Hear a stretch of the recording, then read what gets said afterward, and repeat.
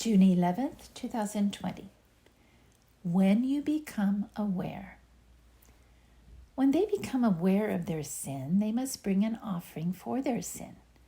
Through this process, the priest will purify the people, making them right with the Lord, and they will be forgiven. Leviticus 4, verses 28 and 31. When God gave us a free will, He knew we could choose to go our own way rather than His. So God made sure to have a plan in place that would restore us back to Himself, all because God wanted relationship. God spelled out His loving plan for relationship in the book of Leviticus. Multiple times in chapters 4 through 6, we find these words, when you become aware of your sin.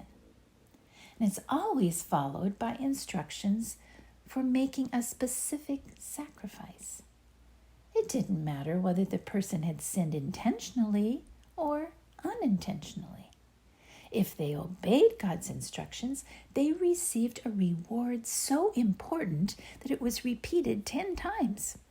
And they will be forgiven. In other words, they would be restored to relationship. Jesus' similar plan works today. When I become aware of my sin and confess it to Him, I will be forgiven. I'm intrigued that God did not say, if you become aware, but when. God knows we're not perfect, but He also knows that we will become aware of those things in our lives that hinder our relationship with Him. Why? Because He put His Spirit within us to cause that awareness. What an amazing, loving plan, all because God wants relationship with me.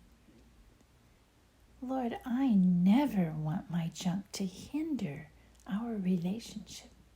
So please help me become aware more quickly.